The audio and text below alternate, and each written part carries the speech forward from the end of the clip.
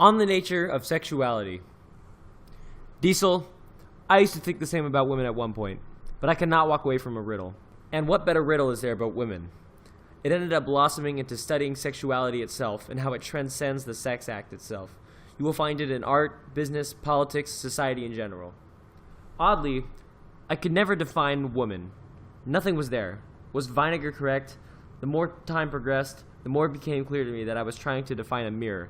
In my mind, it seemed I posted an article of femininity, but it ends up being on masculinity instead. The more I looked into the core of women, the more I saw the spirit of man. Women seem more like a touchstone, who streaks men and see if they are gold or not. How many men had their lives transformed by not obtaining the love of a woman they wanted? And they were transformed not in the sexual way, but in something more. Almost every biography I've seen of world-changing men always contained the fact that they fell in love with a woman and did not get her. Washington, Adams, Dante, he turns Beatrice into heaven in his immortal epic. Beethoven, practically all poets, practically all famous generals, etc. It is as if these guys saw their own wimpish, worthless reflections in the women they sought and changed their ways. I believe it was Kierkegaard who says, "It is true that behind every great man there is a woman, but it is always the woman he did not marry." A theme of Shakespeare is that when his characters condemn, they condemn themselves. If you look for this in real life, it becomes quite fun. It is amazing how many people condemn themselves. A poster on this board who rages relentlessly against AFCs probably still is an AFC at heart. The antisocial hermit who says, "Those people clowning around do not understand life," condemns himself. If you combine these two, you will get reflections of people. The nice guy who sees the women as angelic and pure, he himself is innocent and angelic. The guy that sees women as Machiavelli creatures is often himself a Machiavelli creature. The guy that sees women as bitches is himself acting like one. The guy who sees women as a play toy is himself merely a play toy. And the guy who sees women as only things to screw is himself merely a thing whose purpose is to screw. It's fascinating to me to see this everywhere. One thing that seems more clear, man and women are not two, but one. Perhaps there is more truth than we realize in the ancient phrase of the two as one flesh, rather than the modern view of two atomized individuals in a legal contract. In the end, the joke is probably on us. We're trying to post/rationalize what should be natural.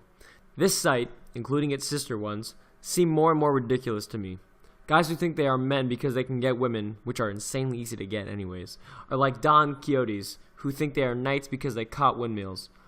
Women are emotional not because they are stupid, but because they play nature's role. Imagine if we men gave birth.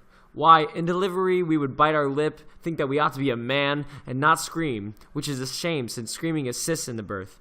A man knows that it is right for him to shoulder and conquer pain, not unleash it on others. If man was pregnant, he would kill the child through his own being. The woman screams, talks, blabbers, unleashes her feelings, which is necessary for her to carry the child to and through delivery. It is also noticeable that children gather around the mother. They seem to relate to her better. But when the children turn to adults, they gather around the man, as he shows the example to live by. Quote, "Chicks get off on power. Why do you think they go for the jocks and the dudes with the defined pecs and six-packs, and not some flabby, terrible poetry-spouting loser like you? Power, baby." This is absolutely not true. Even when I was scrawny, I still scored chicks with my poetry.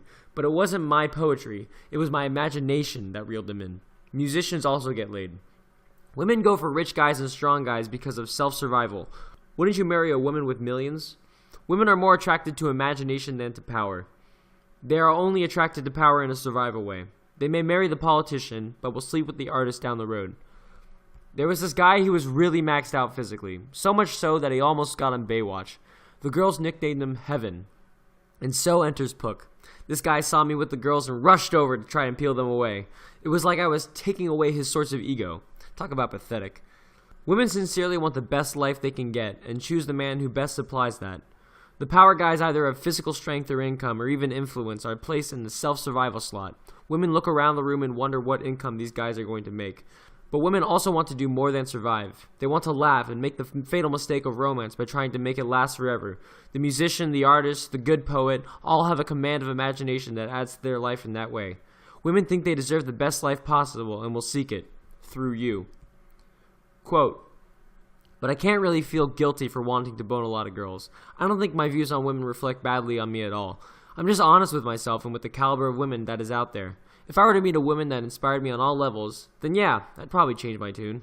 However, I can't say that I'm holding my breath for that day, and in the meantime, I sure as hell will not continue to live like a monk while pursuing some Quixotean quest for the perfect woman. I take what is presented to me in the course of my life. Hey, Diesel, I'm not saying you or anyone should feel guilty about how you view women. Men and women agree on one thing. They both distrust women. Quote, I have a bit of a romantic notion that one day I will meet a girl that will knock my socks off, but so far that hasn't happened yet. I think after a while, nature says, this will not do. Therefore, I will place internal pressure on you to desire the LTR, to marry, to have kids.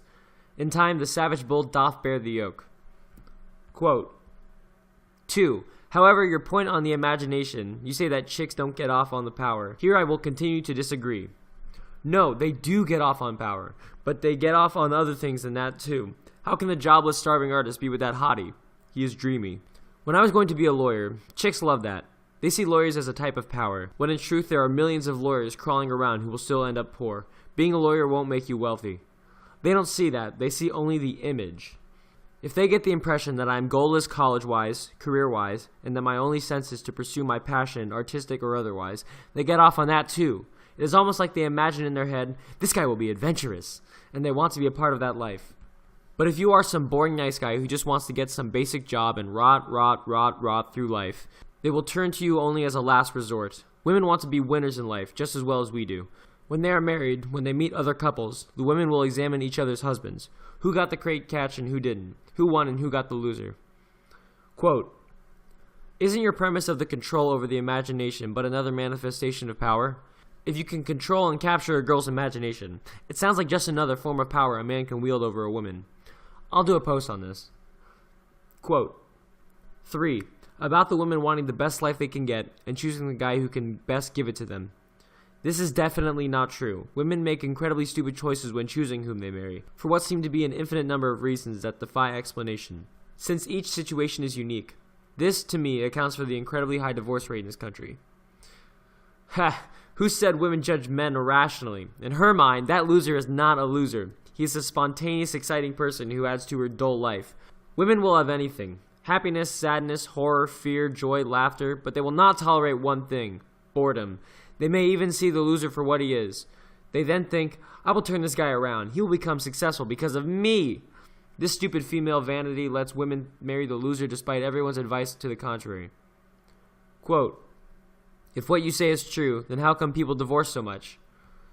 Excessive expectations. Everyone believes they are super special. Women in their 18 and 26 year bracket have these huge expectations that no man can fulfill. They get married at, say, 22. After a couple of years, they get bored and or realize that marriage is not some magical process of transcendence. They see other women her age out having fun, but she is stuck with responsibilities. Oh, if she could only shrug off the husband and be single again. Unhealthy romance. The pursuit of the lover. Healthy romance. The presence of the lover. It is almost a cult to many of these women and some men. These excessive expectations contains neither the friendship or civility that makes marriage successful. It fulfills the way a drug fulfills, requiring new infusions to sustain the high. We've raised their romanticism so much that it's taken to be a personal and cultural panacea, a solve for everything. But not one thing solves everything, so they suffer the permanent disappointment of these excessive expectations. 20 years of affection, caring, friendship, the small favors husbands and wives do for each other, is seen as boring to these cultists. But in my opinion, it is far more and greater than their stupid expectations. An obituary ought to be written. It'll be its tombstone when we bury this out-of-control romanticism for good.